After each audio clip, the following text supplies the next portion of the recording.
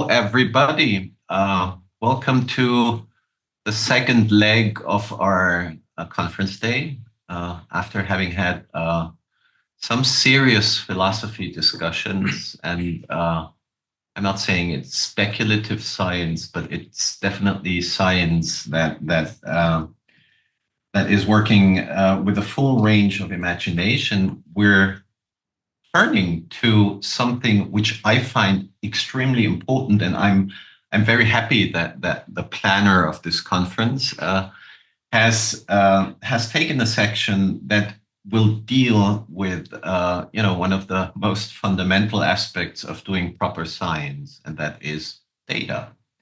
It's about information and about the way that data should be treated. We're going to hear two presentations on that, starting with Gretchen Stahlman, or Gretchen Stahlman.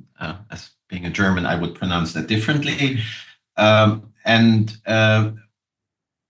be the good thing about science is that science takes care of so many things. And as a matter of fact, there is a science that deals with information. It's information science. And Gretchen Stahlman is, working, from my understanding, right in the center of that. She has earned her PhD degree at the University of Arizona School of Information in 2020. She has served as an assistant professor of library and information science at Rutgers University and holds now an assistant professorship at the School of Information at Florida State University. So she has research interests that are related to science communication. From the outline of the talk that she's going to give today on information communication ecosystems in UAP studies, and the fact that she's going to talk about socio-technical systems supporting research, I understand that there might be an element of the sociology of knowledge embedded into that, and I'm very curious to hear that. Gretchen, without further ado, the stage is yours and we will be all ears. Thanks for coming. Thank you for having me. Let me try to share my screen. Well, thank you for being here tonight, or whatever time it is where you are, and for this opportunity to share some of the things that I've been working on and thinking about lately. I really am honored to be here as someone who's quite new to the area of UAP studies. Maybe I'll be able to offer a somewhat naive perspective. But I decided to start this presentation with a picture of antennas that belong to the Atacama Large Millimeter Submillimeter Array, or ALMA Radio Telescope Observatory in Chile. I used to work for that project as a documentation specialist for about 4 years. And during that time, I started thinking about how radiation from distant celestial objects turns into knowledge as our picture of the universe we inhabit evolves. So even the engineering documents that I managed about how these telescopes are built and integrated as a system are critical to thinking about the scientific outcomes and the knowledge facilitated by the observatory. So scientific information and communication processes are complex, but this is a vital ecosystem for our knowledge about the universe. And so it's through this lens that I'll talk about some reflections on UAP studies as a field, or a set of interconnected fields of study with common interests. An overview of the presentation.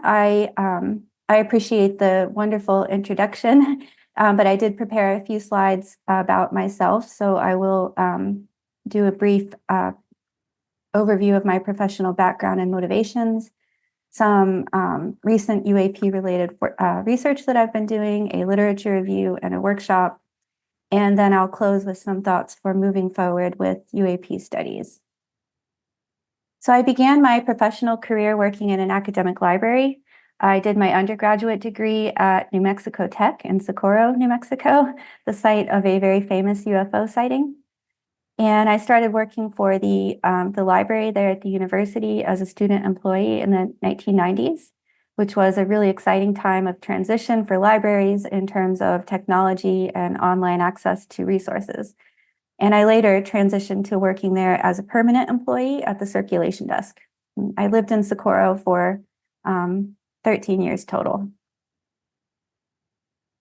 And while I was there, eventually I heard about a job across campus at the National Radio Astronomy Observatory. So you may be familiar with the Very Large Array radio telescope that's located near Socorro, which is managed by NRAO.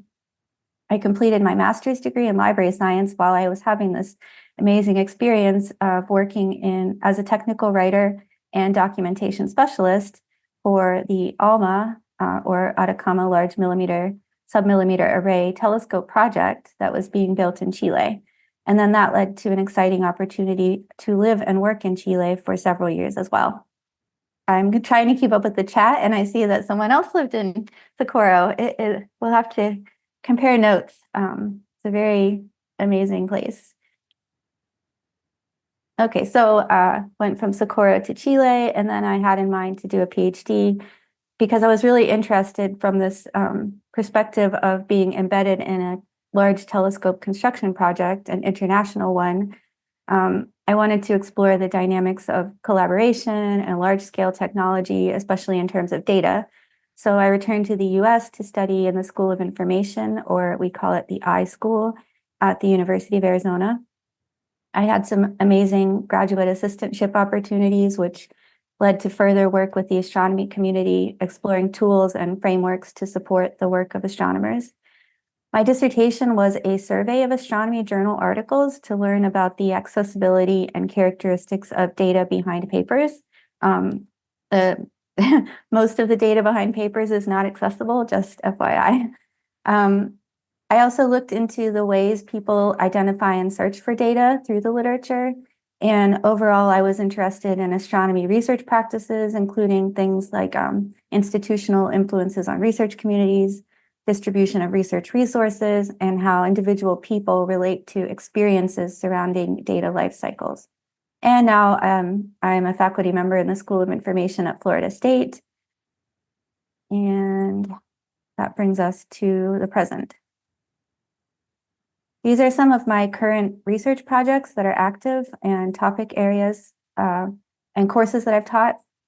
So in the areas of open science, data collaboratives, and scholarly and science communication is how I'm kind of classifying my different areas of interest. I'm exploring how people collaborate to rescue old legacy data and make it useful for contemporary research. And this project is funded by the Institute for Museum and Library Services. I'm also working on understanding best practices for design of data dashboards, particularly in public health. And this work is funded by the Robert Wood Johnson Foundation. And in terms of science communication, I'm working on the NSF-funded Astro Excel project, which I'll discuss a little later. And on the right side, you can see some of the courses I've taught in the iSchools at the graduate and undergraduate levels. And these courses are primarily geared towards students who are studying to become librarians or other information professionals. On a personal note, I've been interested in the mystery of UFOs, or UAP, for as long as I can remember. I was and I continue to be inspired by my wonderful grandfather, who was very curious about the universe and would read books about UFOs at the kitchen table late into the evenings. I wish he were here to see this new revolution and developments in the field.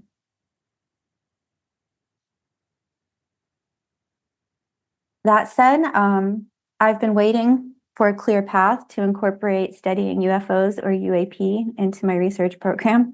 And that started to come about for many of us with the 2017 New York Times article and the subsequent government mobilization to investigate UAP.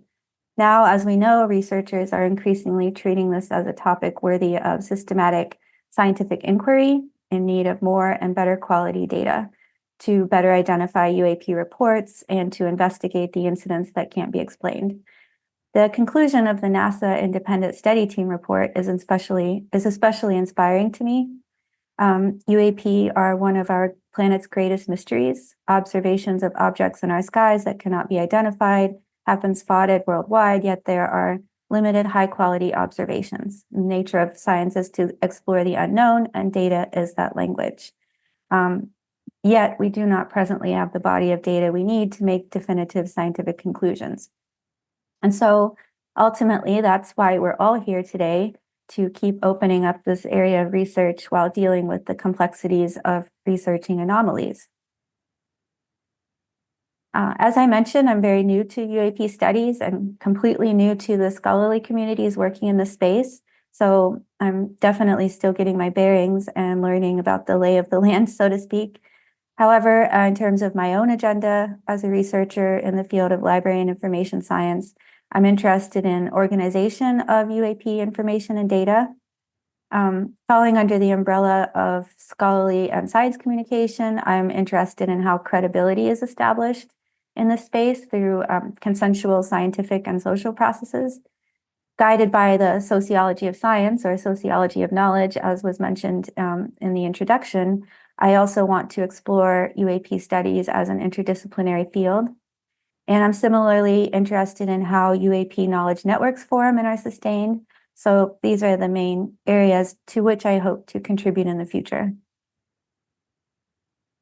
But let's talk about interdisciplinarity for a minute. So UAP are being studied across a variety of disciplines and through various epistemic lenses, ranging from physics to astronomy, engineering, psychology, religious studies, philosophy, data science, policy, intelligence.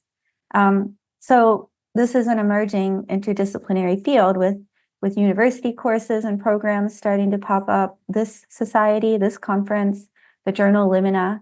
But we also need to keep in mind that interdisciplinarity has limits. For example, it's risky in academic careers to be too interdisciplinary instead of being embedded in a discipline and its core communities. So this is a huge challenge that UAP studies will have to face, but this conference and the discussions being held here are a wonderful step in the right direction. I've totally lost the chat, but I see a lot of discussion here and I'll catch up with it a little later here. Okay, so as someone who studies what scientists do and how knowledge is constructed, organized, framed, and politicized, I recently started to wonder, where is everyone else in my field, library and information science or information studies, with respect to the UAP topic? Why isn't it being discussed? Because overall, I see UAP as a vehicle for engaging with information science through a controversial topic that is part of the fabric of popular culture and modern history, with many dimensions that are relevant to the field. And as it's being increasingly legitimized for more rigorous scientific study, this is something that's being increasingly taken seriously by academics, as demonstrated in the sources referenced here. And a quote from the second reference says, "The question of what UAP are or are not does not change the very real outcomes of UAP events." So this is not only in terms of national security or aviation issues, but also human behavior and human experiences surrounding UAP. So there are many information-related challenges to this research, both technical and social. And so I'm advocating for information science, information studies, library and information science, whatever you want to call it, as an area worthy of study in the UAP space. So along these lines, I'm going to briefly summarize the outcomes of a short paper that was recently presented at the I Conference, or International Conference of I Schools, or Schools of Information, which is an important conference in my field. So I was really thrilled that the paper made it through the peer review, and it was accepted, and it was well received at the conference. So this was a short paper in the short paper category, and I basically did it in a weekend to take a look at the published literature about UAP and try to figure out how it's changed over time as a subject of scholarly inquiry. I used a simple query, probably too simplistic of a query, and several literature databases, and I came up with more than 2,000 records published between 1967 and 2023. I eliminated a large number of irrelevant results through manual review, and I ended up with 174 records in the final data set.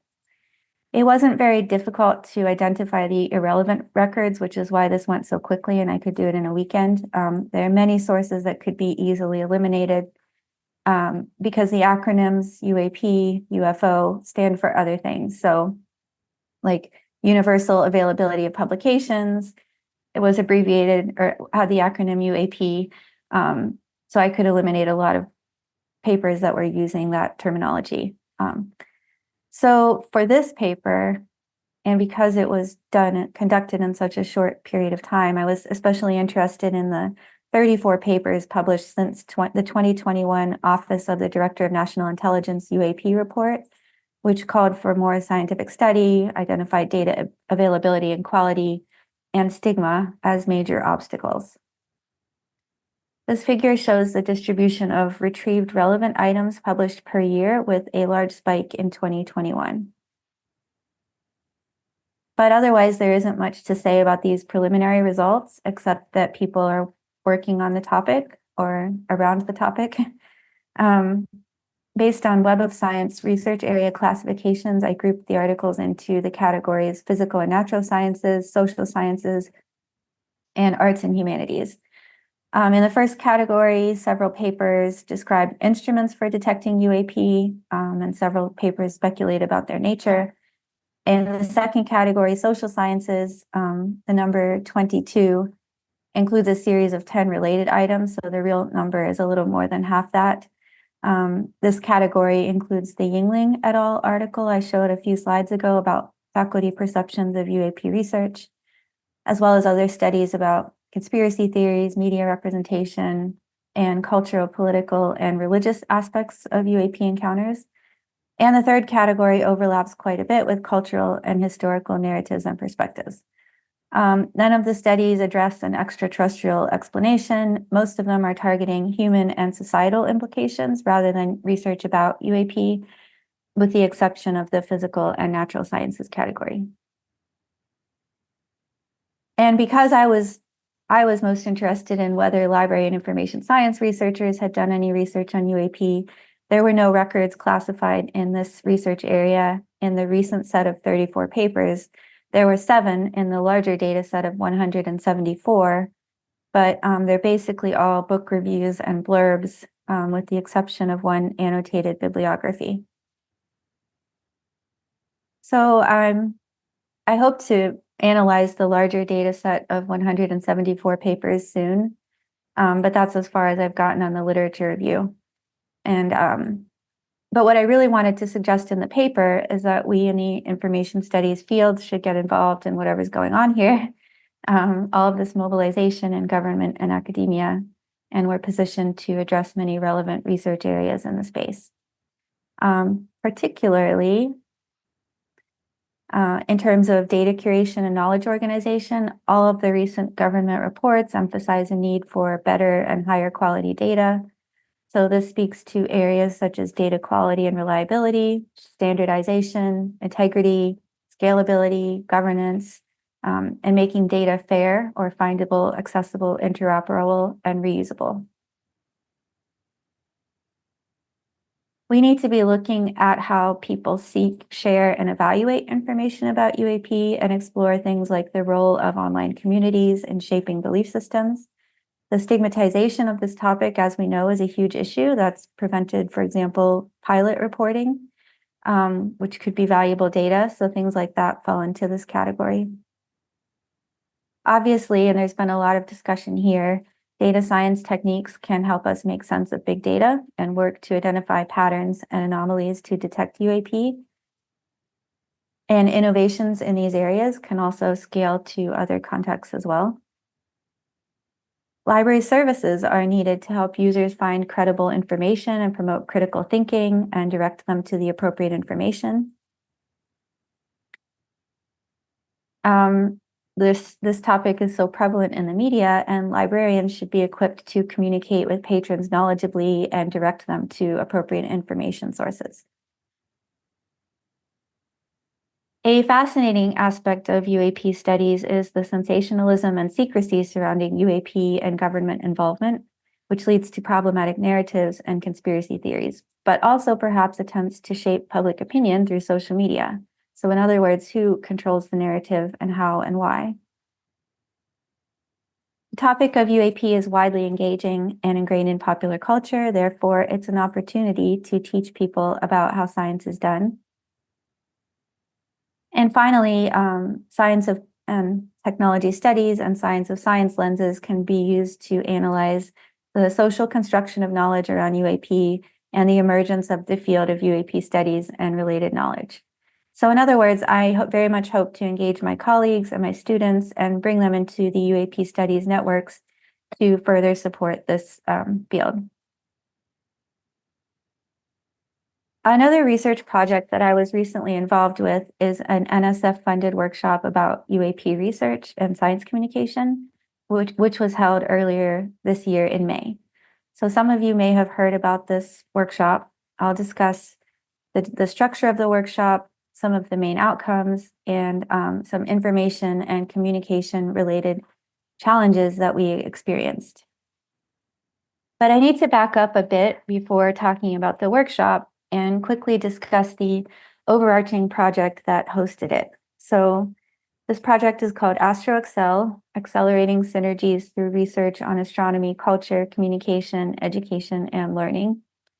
It is funded by the National Science Foundation's Office of International Science and Engineering and the ExcelNet program to create an international network of networks that's focused on bridging research and practice among researchers and practitioners working in areas of astronomy, culture, communication, education, and learning.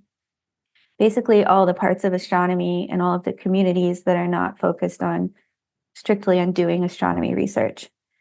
And the lead organization is Associated Universities Incorporated, or AUI, and they manage the National Radio Astronomy Observatory, who used to be my employer. So it's really great to be able to work with AUI in this capacity. The goals of AstroExcel are to accelerate research and research to practice, grow relationships between and among researchers, practitioners, and networks, and build additional human capacity and infrastructure needed to support an international network of networks of individuals and institutions. Who are we in AstroExcel? So the AstroExcel network of networks is being constructed with multiple layers. So first we have the core organizing group, or the COG. The COG is basically the PI team, and there are 10 of us. And we meet regularly to plan network building activities. The council is comprised, that's like the next layer of the onion. The council is comprised of 13 representatives of various networks, including networks such as the International Planetarium Society, the African and Chilean Astronomical Societies, and education and outreach teams at major observatories. We recruited 8 early career researchers to begin constructing we call them ECRs, Early Career Researcher Network, and they are deeply engaged at this point. We have 12 associate members as well, who are working with the early career researchers as mini cohorts on research projects that are aligned with the goals of AstroExcel. So this is all what was proposed in the original NSF proposal to get this AstroExcel project funded. It's really about bringing people together around the world. And this is our group at our recent in-person summit held in Cape Town, South Africa, in conjunction with the International Astronomical Union General Assembly, which is a huge international astronomy conference. And we had a great time there, except probably half of this group ended up getting sick with COVID. So that was the only drawback, but otherwise it was a very good meeting, and opportunity to bring everyone together in person for the first time. So AstroExcel seeks to promote research and research to practice in astronomy education, engagement, communication, and culture, as they are defined here. So I obviously won't read all of this, but we consider astronomy education to be discipline-based education research, which focuses on exploring the teaching and learning of astronomy topics and concepts in formal settings. Engagement and outreach is astronomy in informal settings. Communication is at the heart of what makes science a sustainable field of study. Without communication, science could not exist. And culture is the area that I'm most interested in. This is the kaleidoscope of communities, values, and practices, ranging from the epistemic cultures of global scientific collaboration to the practice of astronomy by societies throughout human history. And we view these research and practice strands or pillars as a sustainable weave, tightly interconnected with common themes such as interdisciplinarity, diversity, equity, and inclusion, accessibility, values and belief systems, and how we build networks fundamentally. So at this moment, we're in the early stage of building the network of networks, which can be thought of as building a house, where first we need to pour a foundation, we need to build the infrastructure, we have to connect the utilities, so to speak, before we can even start to design and build the rooms that people are going to move between and inhabit. And the way we're doing this is through the people. We have our members and our networks. We're presently communicating through Slack and sharing documents through Google Drive, but we know that we need to build a more robust platform to keep this network engaged and together and help it to grow. We are getting together with regular virtual meetings, but also in-person convenings, such as our recent summit in Cape Town. And overall, we're researching the process of building a network of networks and what works best and can be adapted in other environments, such as perhaps UAP studies. And I see some comments in the chat that might be heading in that direction. So as part of this amazing NSF-funded AstroExcel initiative, last May, our program officer requested supplement proposals, meaning that the program had to get rid of some funds. So they asked for supplement proposals for projects that were considered to be high risk, high reward, and didn't give a lot of guidance other than that. So the call for proposals came out on the same day as the NASA panel public presentation about their UAP report. So I was inspired by this renewed interest by a federal agency in the UFO topic, considering the communication and education implications, to write a proposal to hold a workshop called Unidentified Anomalous Phenomena, a dialogue on science, public engagement, and communication. And we received this relatively small amount of additional funding on top of the original NSF AstroExcel Award to hold the 2-day workshop in Washington, D.C. this past May. A group of around 25 participants was selected through targeted invitations and an application process. And we tried to distribute expertise evenly across the thematic areas that we identified as being important, shown here: information and knowledge construction, science communication and education, historical and cultural narratives, global political affairs and policy, and scientific research and technology. Because the larger AstroExcel project is situated in astronomy, we had a number of astronomers, astronomy outreach and planetarium and observatory communications folks, as well as some UAP researchers in various disciplines and members of the intelligence community. The workshop aimed to explore effective communication and education strategies for fostering discussions about UAP. Our primary goal was to stimulate interdisciplinary discourse and collaboration to address the complexities surrounding the topic of UAP. And focus areas that we discussed included developing effective communication and education strategies, exploring the intersection of UAP research with society, and understanding the data, information, and knowledge ecosystems surrounding UAP studies.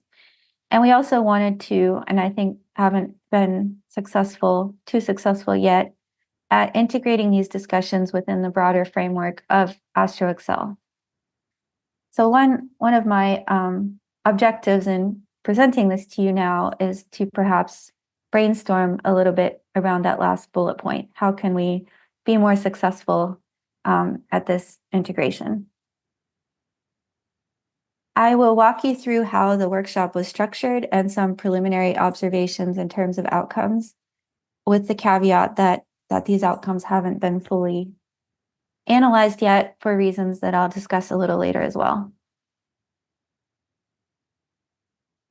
So we had 3 breakout sessions that were spread over 2 days, and I'll describe the breakout sessions shortly. We had guest presentations by virtual participants. We had a 1-hour panel presentation by SETI on the first day, and we had a virtual guest lecture by Beatriz Villarroel, who discussed her work detecting anomalous observations using astronomical plates, which is a project that is of great interest to me, given that I'm also working with other legacy data contexts. And participants were also invited to give short lightning talks about their work in relation to UAP, and 11 participants elected to do this. And we provided networking opportunities through meals and coffee breaks. Maybe not enough. There was some comments that it was an exhausting couple of days, but it was highly productive and rewarding. Before we introduced the breakout sessions, we started with this foundational concept of the DIKW, or Data Information Knowledge Wisdom Pyramid, which ultimately guided what we were trying to accomplish in the workshop. So this hierarchy has been influential in information science and knowledge management. It's a metaphor of abstract concepts. It's not literal, but it tries to reflect people's understanding of reality. When we talk about things like mining data, raw data, piles of data, drowning in data, these are all highly metaphorical ways of thinking about data. But then the framework builds upon this to draw distinctions between data and information, because data is meaningless if we can't do something with it. And information needs structure in order to be actionable. Knowledge goes beyond this, and it can be personal, subjective, and local. It can be internalized, it can be tacit, or in other words, hard to formalize, context specific, or it can be explicit, which is where we codify and curate and classify. And information is often seen as data with meaning. Transformation of data to information requires processes of pattern recognition, distillation, and knowledge is created by accumulating or assimilating information. I explicitly didn't talk much about wisdom because that's less well defined, and it's important to understand the data, information, and knowledge parts of the hierarchy first, which ideally leads us into wisdom. So we conceptualized our 3 breakout sessions in terms of this pyramid. The first breakout session targeted the data and information aspects of UAP studies. The second breakout session primarily addressed the education and communication aspects, which are the connective tissue for the pyramid as data transitions into knowledge. And the third breakout session focused on community, or what we see to be the true seat of knowledge and wisdom. Let's come back to the first breakout session, though, to start. This one was called Phases of Information. So we introduced a second metaphor or conceptual framework to help visualize the flow of scientific information and communication. And you probably recognize this as the phases of matter: liquid, solid, gas, and plasma, and how matter can change phases. So we wanted to depict a broader information ecosystem, and we see this phases of matter as a helpful metaphor for depicting phases of information. So here in this version of the diagram, we have on the left side community curated information, which is made solid through processes like curating data in a repository or publishing an article in a journal. Then we have active research, which is liquid because of its fluidity. It can move, it can change shape. We have information that's broadcasted through channels such as news media and social media, which is often more dispersed and can be much more difficult to control. And then on the right side, we have hot topic information, or what we consider to be the equivalent of plasma, which is volatile and sensitive to information forces. And in this framework, it's ignited rather than existing under normal conditions. One of our categories for the first breakout session was active research. And so we had one breakout group convened that included physical and natural scientists, such as astronomers. Another group was in the information and knowledge construction area, and this group focused on the phase shifts between curation and active research, where we can establish findings through curating information and reworking those findings through reuse of that information among scientific communities and institutions.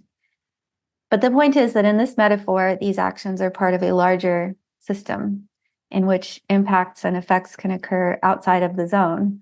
So the interconnectedness of all of these sectors is something we tried to emphasize. To continue the metaphor, we can also imagine this feedback loop where uncurated research goes to the public directly, such as through academic Twitter, scientist podcasts and interviews. And then this process of dialogue with the broader public can impact active research. And this feedback loop was represented by the science communication and education category for the purpose of the breakout session. And this was a third breakout group focused on this area. And then the part that's increasingly worrisome, the space where communication can get ignited deliberately or inadvertently. And so here it's especially especially important to stay cognizant of all of these other connections. And the breakout group in this space, they were representing cultural narratives and global affairs. So that was our fourth breakout group. So we had these 4 groups loosely based on the categories of interest that the participants decided to choose when they submitted their expression of interest application. And we had them get into these groups for about 20 minutes and focus on the following questions. What are the types of information and data in each area to support UAP studies and communication? What are the tension points, and how can we facilitate appropriate phase shifts to avoid misinterpretation and construct useful evidence and knowledge? After a period of time, everyone switched to different groups except for one person who stayed at the table and a note taker. And then participants discussed the same questions again. In our second breakout session, educating about UAP, participants grouped themselves into 3 areas of interest related to education: formal education, informal education, and university level education. And each group they were given scenarios and discussed how to respond to these different scenarios that presented education and communication challenges. If you go to the AstroExcel website, I think it's just astroexcel.org, we do have the executive summary posted on the website, and you can read the scenarios in the summary. Our third breakout session was split into 2 parts. In the first part, participants self-selected into 3 topic areas: government and policy, academia, and communication and public engagement. And these groups were asked to discuss barriers that prevent collaboration, needs to help break down barriers, and affordances to help build connections. And groups were also asked to identify 3 or 4 projects that could be implemented to move these efforts forward. And so during a break, the organizers reviewed the session notes, identified the 4 working groups suggested by participants, and then part 2 of the breakout session focused on these working groups getting together to discuss. The 4 working groups that were identified through the workshop surrounded first, development of curricular resources, which addresses the lack of guidelines for teaching about UAP and identified a need to share and discuss curricular materials and strategies across disciplines. Another group discussed a need for a web portal or online clearinghouse as a one-stop shop for UAP content to support science literacy. A citizen science application was imagined to collect UAP reports and help users identify objects observed while recognizing, and we did discuss this quite a bit, that there are a lot of similar tools and resources. So we also identified a need to survey what's out there, determine community needs in this space. And this was also discussed in today's citizen science workshop that will be summarized here in the conference tomorrow. And finally, a strong outcome of the workshop is a need for a follow-on event. And the 4th group began discussing how to fund and implement another workshop and cultivate a community of practice. This is basically speaking to the choir, but the high-level themes that emerged in relation to the aims of the workshop include the importance of not losing sight of historical representations and contexts as we engage in current discussions. Second, there's still a great deal of stigma and negativity associated with studying UAP that must be addressed. So we need to do more work to build trust across UAP networks and cultivate this respectful dialogue. Third, while it's important to collect observational data about UAP through sensor networks and reports, it's equally important to investigate what individuals believe about UAP and why. And so a social science lens is critical. And a final outcome of the workshop obviously is a need for action through working groups and follow-on events, which we presently don't have sufficient resources for. So ultimately, UAP studies are an ideal gateway through which to engage learners at all levels in science literacy. But to do that widely and effectively, we educators need to get on the same page about how to teach the subject, and we need to engage with UAP research communities at the same time. So remember the AstroExcel focus on research to practice and practice to research. We need to be thinking about that here in UAP studies as well. My next slide. So I was torn about including the slide and the discussion, but I think it's such an important part of the workshop story and something that I think that we as a community should consider. So immediately after the workshop, we experienced some unanticipated science communication related complications, surprisingly, which you would think we should have been aware of all of these feedback loops. But anyway, illustrated by the sample of somewhat anonymized social media posts here on this slide.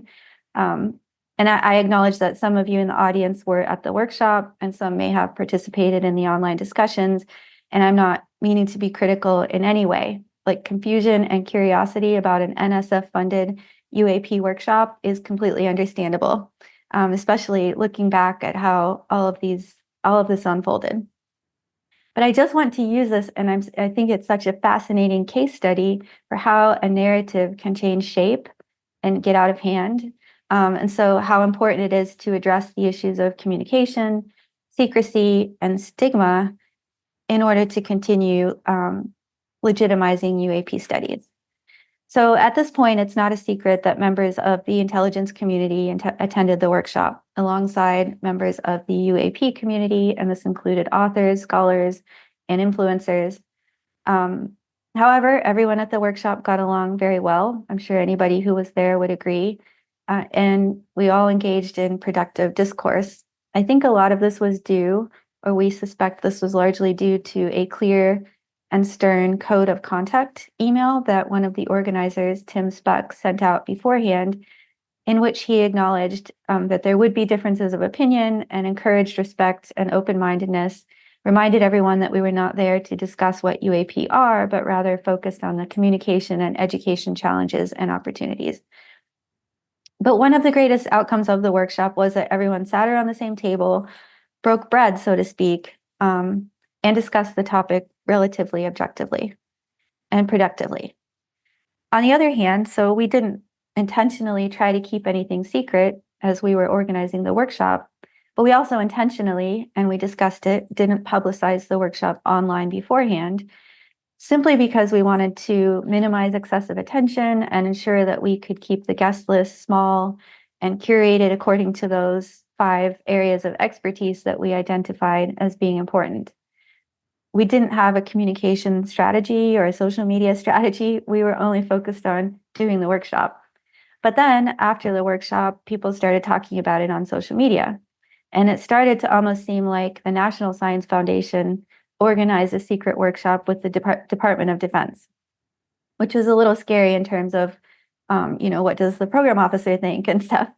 So to counteract the narrative, we wrote up a blog post explaining the workshop's purpose and focus. And we included the NSF disclaimer that clarified that while NSF funded AstroExcel to host the workshop, NSF did not organize the workshop.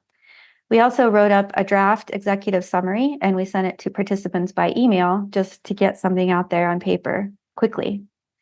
But then the draft executive summary and was posted online to Google Drive, and then that got shared much more widely via social media. And I had it was not polished enough. I didn't expect it to go that far in the state that it was in. So, and then on top of everything else, we recently received a Freedom of Information Act request for all records and communications related to the workshop, which, if it goes any further, could potentially take time and energy, both individually and institutionally, to deal with. So you can see, and I know that many of you are deeply familiar with, how difficult it is to make progress towards credible research and education with respect to the UAP topic, because it's so polarized, and as are some other controversial topics in science. And you can also see that it's exceedingly difficult to normalize UAP as a research topic, while agencies that could potentially direct funds towards UAP-related work may be hesitant because of the volatile rhetoric and the backlash that could come from funding a project. So remember this part of the phases of information diagram. After a narrative hits the plasma space of online media, it's very hard to contain, especially with a topic such as UAP that provokes people's emotions. And so this is a big challenge in trying to legitimize the conversation while cultivating a safe space for people to network and create knowledge. And in the area of UAP studies, a network of networks like AstroExcel appears, to me at least, to be much needed. In AstroExcel, we're kind of in a difficult spot, and I'm going to be very candid right now. We made great strides with getting a federal agency in the United States to support the workshop, but we remain hindered by the legacy of the topic. So while we received the NSF funding because the program officer had a little extra money to spend, we have no indication that additional funding is possible. That's not to say it isn't, hopefully it is, but it just means that we have some work to do to help that to happen. In terms of the workshop itself, we only had enough money to host it, not to maintain the conversation or even to produce the report in a timely fashion. At this point, it's pretty much just me on the team who is interested and engaged in wrapping this up, and I'm not having the bandwidth right now to fully move the project forward as effectively as we would like it to be. So I owe an apology as well to workshop participants, because while I tried to start the process of preparing the collaborative report on the workshop outcomes earlier in the summer, I had some unexpected complications personally and professionally and dropped the ball, but hope to pick it back up again any minute. But this highlights a key issue: funding. So in all aspects of UAP studies, we need dedicated resources, and this will come through community growth and mobilization and making the right connections with and between funders and institutions. So one final reflection on the UAP workshop is that if we could overlay the AstroExcel model of a council of networks, because there are many networks in UAP studies, combined with early career researchers and mentors and associates, the field of UAP studies could potentially make greater progress towards understanding and researching anomalous phenomena, while having support to deal with the challenges related to culture, communication, education, and engagement. It's been really interesting in AstroExcel to see these mini cohorts of early career researchers and associates and mentors blossom and connect with each other. And I can only imagine what we could do in UAP studies if early career researchers were supported in this way to engage in interdisciplinary work and to cultivate cultural shifts that will actually reward people for conducting UAP research. So where do we go from here?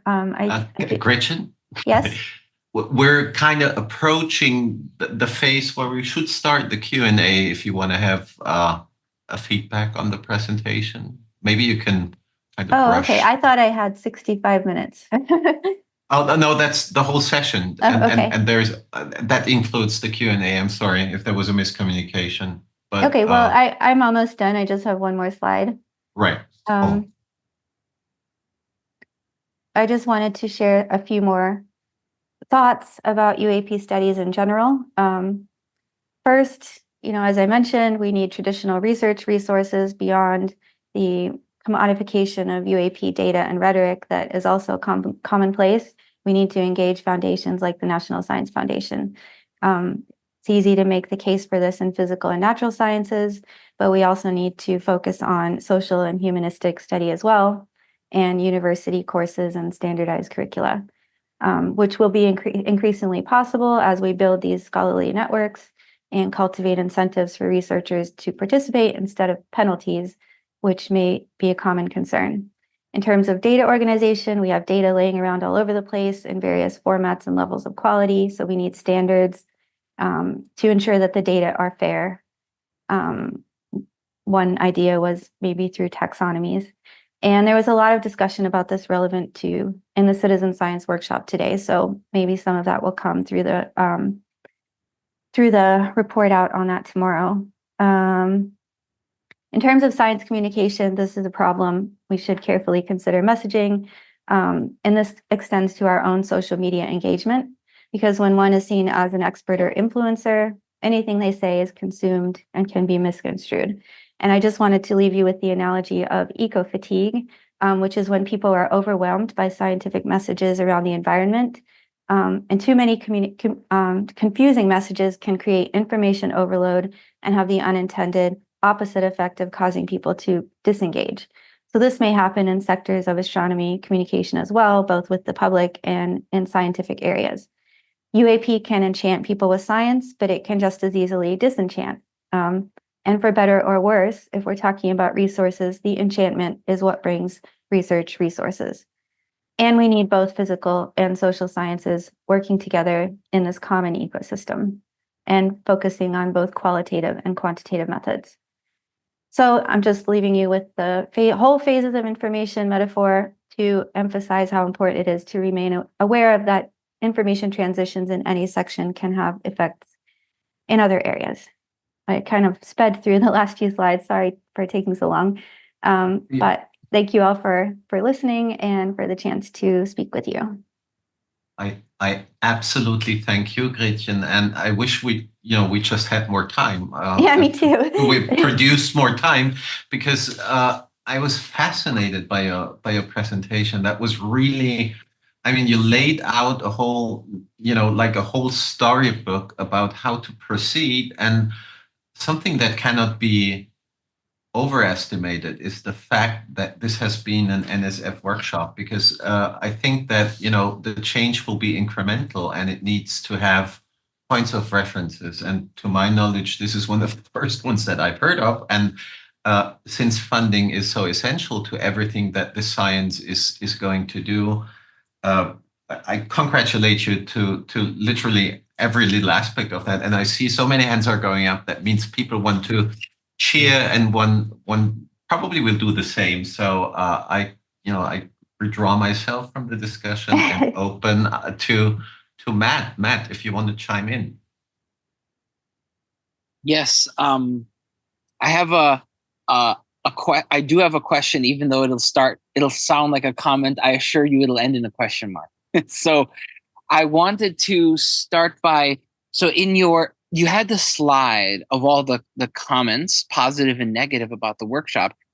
And I wanted to say that I think not all of the negative ones were just, conspiratorial or trolling. I think there was one fair, at least, criticism, although it ended in a vulgar statement, the first one, upper left.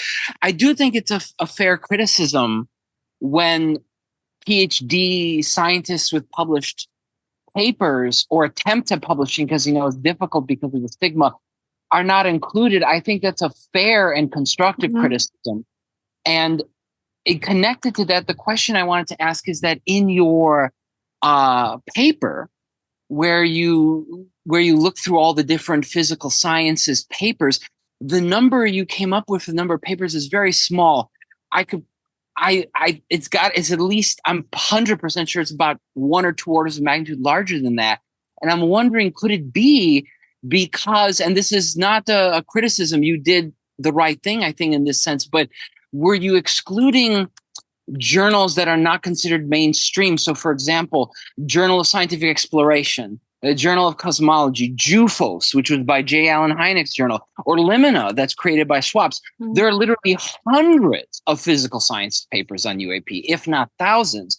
But if you cut out journals that are, quote unquote, crackpot or low reputation, which is an unfair, I think, criticism, since because of the stigma, that's sometimes the only place where it's possible to get published. So I was wondering, in your curation of which papers to include in your bibliography, how you did you exclude things like JSC, et cetera, that I Yeah, these are all great points. And I think your first comment, and I love questions that are actually comments. Those are the easy ones.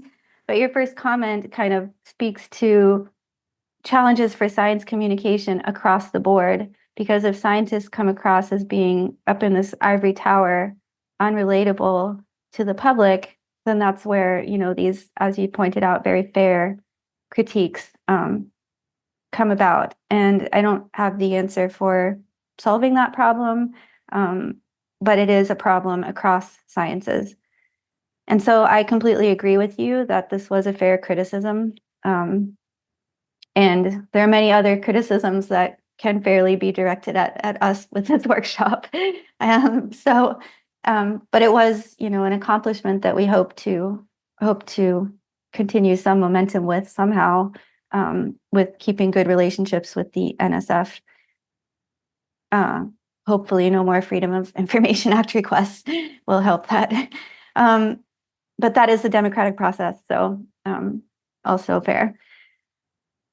On your actual question about how I searched the literature and was I discarding potential sources of articles, this is strictly based on what's indexed. So I was looking at Web of Science and the journals that are indexed there.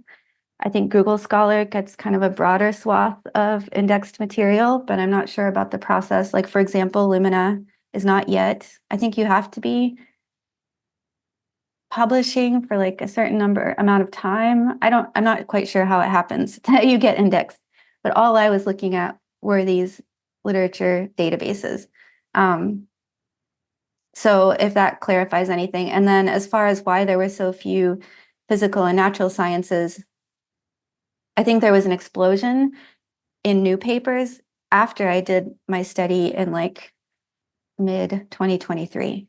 So I think even right now, there are many more papers in these peer-reviewed journals than when I was looking last year.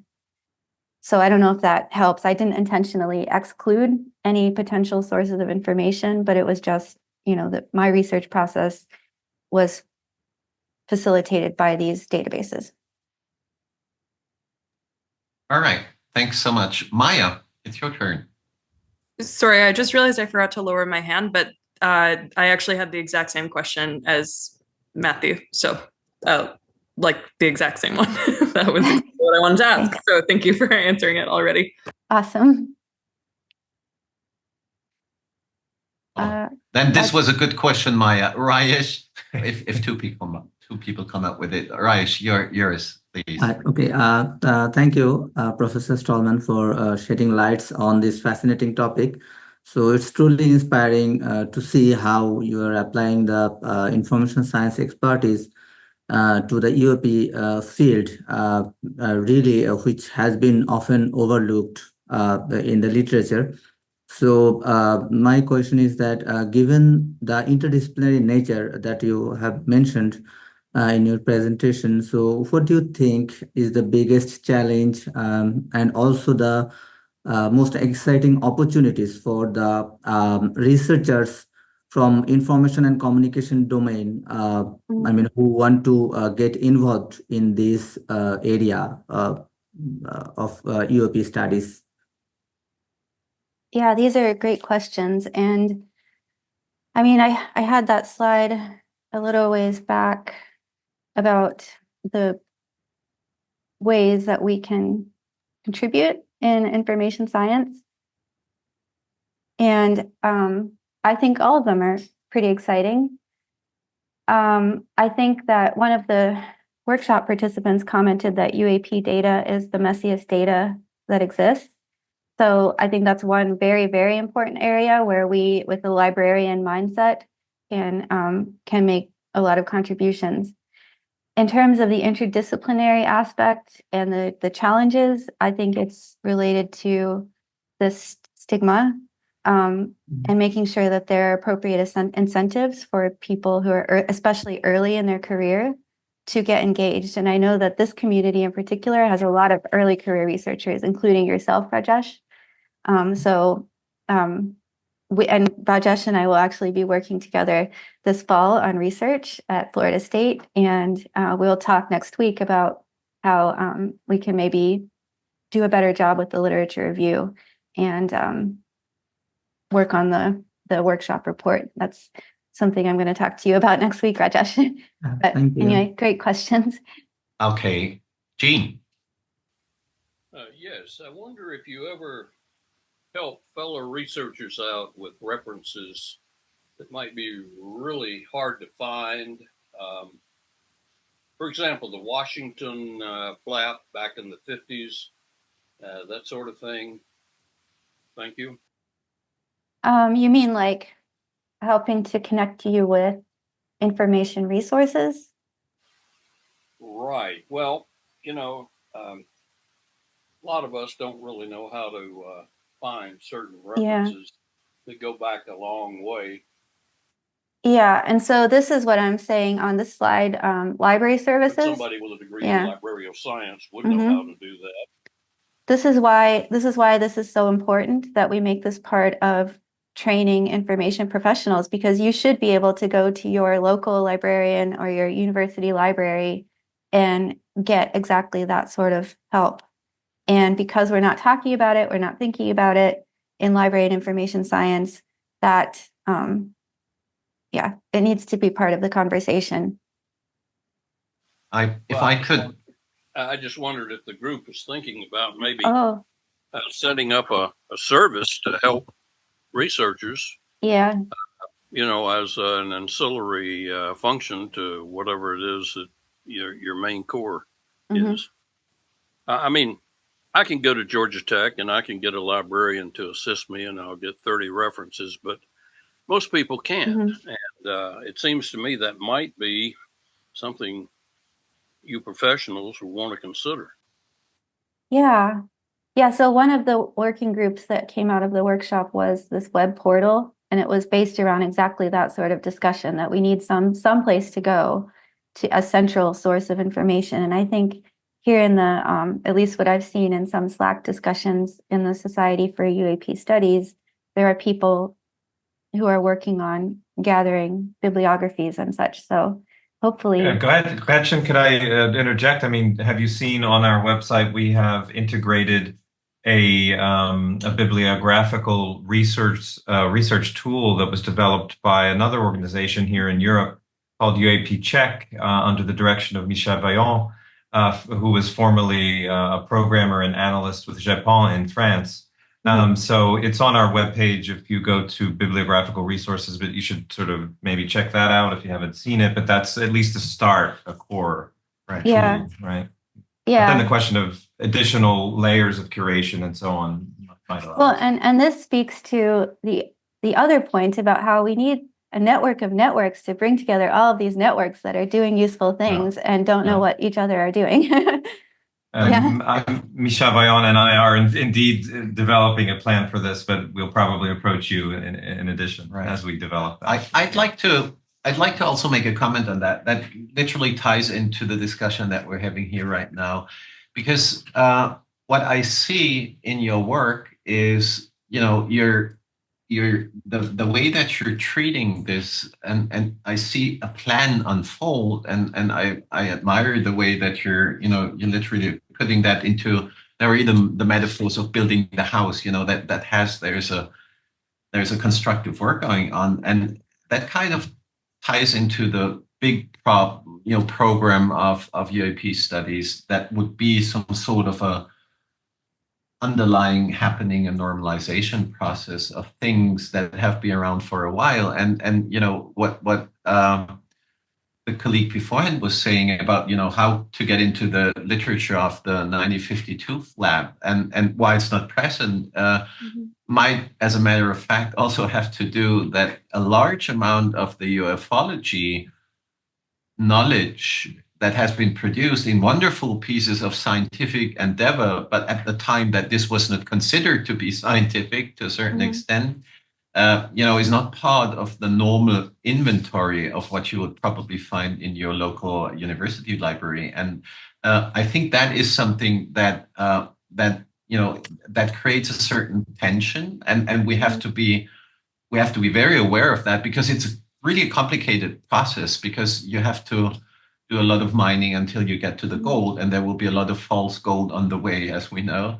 Secondly, I also think that, and that was speaking to what you showed, the repercussions of the workshop that you're having, I find that also being part of the normalization process, or the danger, epistemically speaking, the danger that there is in that it was friendly fire, if you want. The people that were attacking you, they were rather on a more extreme side of the UAP discussion. And I guess when science comes in, and academia starts to explain things, and events like this happens, it creates a friction that we have to be very careful with dealing with. So that's not a question, but a comment. I'm sorry, Nick, we overstretched. And we have to deal with a technical issue, so we must end the session now. Thank you, Gretchen.